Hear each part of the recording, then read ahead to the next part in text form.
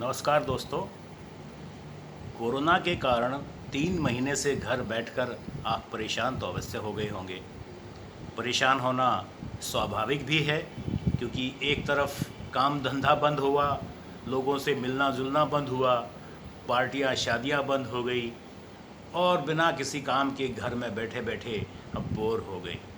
लेकिन दोस्तों, इस सब के बीच में एक अच्छी खबर भी आई है और अच्छी बात ये समझ में आई है कि इन 3 महीने में हम और आप जैसे जो लोग बच गए हैं, जो सरवाइव कर गए हैं, अब आगे उनका सरवाइव करने का या उनका बचे रहने की उम्मीद और संभावना ज़्यादा बढ़ गई है। इसका कारण इसके कारण कई हैं। एक तो ये भी कह सकते हैं कि समय के साथ साथ वायरस धीरे धीरे कमज़ोर पड़ता चला जाता है, उसका इफ़ेक्ट कम होना शुरू हो जाता है। हालांकि इसके अभी तक ऐसे कोई प्रमाण हमें मिले नहीं है, लेकिन एक बात जो हमारे डॉक्टर्स को समझ में आई है वो ये कि इन 3 महीनों में अब कोरोना संक्रमण के बारे में हमारे डॉक्टर्स की नॉलेज, उनका संज्ञान, उनका ज्ञान, उसमें काफ़ी वृद्धि हुई है। और आज हम उन कोरोना से होने वाले लक्षणों के बारे में बेहतर रूप से जानते हैं। कोरोना किस तरह से हमारे शरीर को प्रभावित करता है ये हम बेहतर जानते हैं। और सबसे बड़ी बात यह है कि उसका उपचार कैसे किया जाए। जो रोगी अस्पताल में भर्ती हो जाते हैं उनको किस तरह से उनका उपचार किया जाए, आज हमारे पास इस बारे में बेहतर ज्ञान है। इन 3 महीनों में ये शुरुआत में हमें इसके, क्योंकि ये बिल्कुल नया वायरस था, एक नया रोग था, नई बीमारी थी, तो किसी को कुछ नहीं पता था। धीरे धीरे लेकिन शोध कार्य करके और कई तरह के प्रयोग करके हमारे डॉक्टर्स को ये पता चला कि इसके किस तरह से ये हमारे शरीर को हानि पहुंचाता है और किस तरह से हम इसका उपचार कर सकते हैं। तो अब एक तरह से देखा जाए तो अब इस बात की संभावना बहुत ज़्यादा है कि यदि आप अस्पताल में भर्ती हो जाते हैं तो आप जिंदा वापस आ पाएंगे। इस बात की संभावना पहले से कहीं ज़्यादा बेहतर हो गई है। लेकिन दोस्तों, हर चीज़ की एक सीमा होती है। अस्पताल में बेड्स की भी एक लिमिटेशन है। डॉक्टर, स्वास्थ्य कर्मियों का, उनकी भी अपनी सीमाएं हैं, आखिर वो कितना काम कर पाएंगे।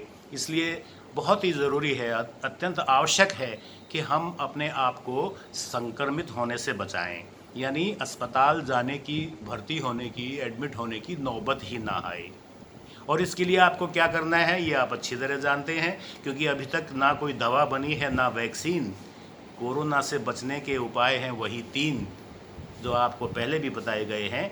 कौन से? एक तो जब भी घर से बाहर निकलें तो मास्क पहन कर निकलें। दूसरा, लोगों से दूरी बनाए रखें, कम से कम 6 फीट यानी कि 2 गज़ की दूरी बनाए रखने की कोशिश करें। और तीसरा, बार बार हाथ धोना, यानी हैंड वॉशिंग। और अगर पानी या साबुन आपको ना मिले तो अल्कोहल बेस्ड जो हैंड रब होता है उसका इस्तेमाल, सैनिटाइज़र का इस्तेमाल आप कर सकते हैं।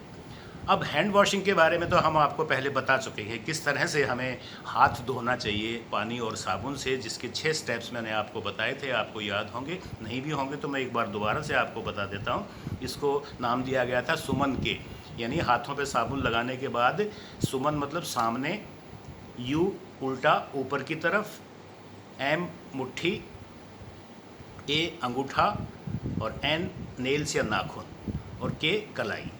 तो इस तरह से आपको हाथ धोना है।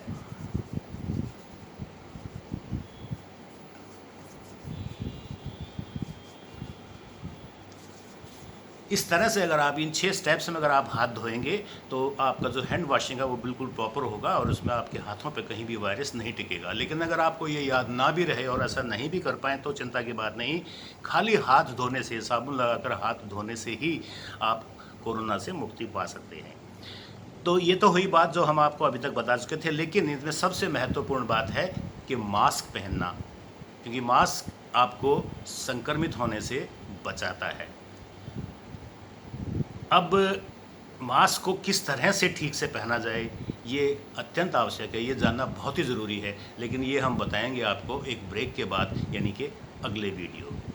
तब तक नमस्कार, सुरक्षित रहें, घर में रहें, सुरक्षित रहें, अपना ध्यान रखें।